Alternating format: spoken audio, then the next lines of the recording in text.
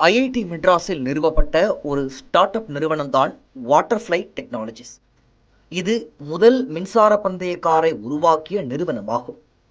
இந்நிறுவனம் வழக்கமான விமான மற்றும் கப்பல் பயணத்திற்கு ஒரு நிலையான மாற்று தேடியது. அதன் விளைவாக மின்சார சீக்லைட்டர்களை உருவாக்கியது.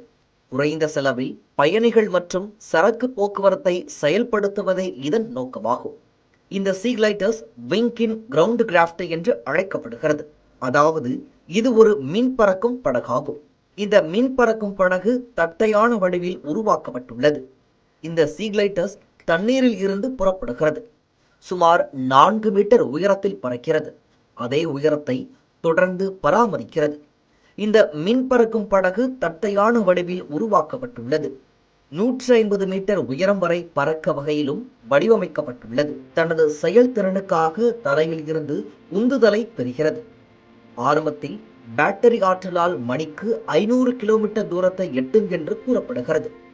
தொடர்ந்து இந்த மின் பறக்கும் படகு ஹைட்ரஜன் மூலம் உருவாகும் மின்சாரத்தால் 2000 கிலோமீட்டர் வரை பயணிக்கும் திறன் கொண்டவையாகும்.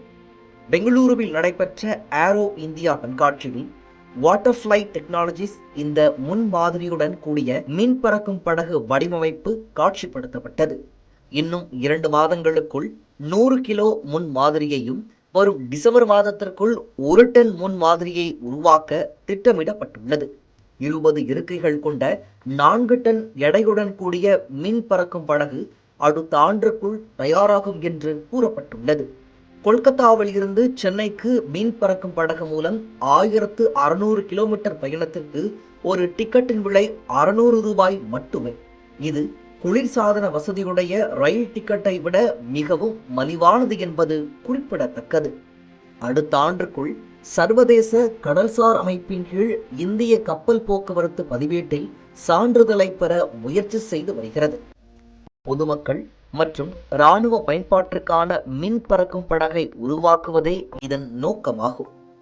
2029ஆம் ஆண்டுக்குள் இந்நிறுவனம் துபாய் முதல் லாஸ் ஏஞ்சல்ஸ் வரையிலான முதல் கண்டம் விட்டு கண்டம் மின் பறக்கும் படகை உருவாக்க உள்ளது.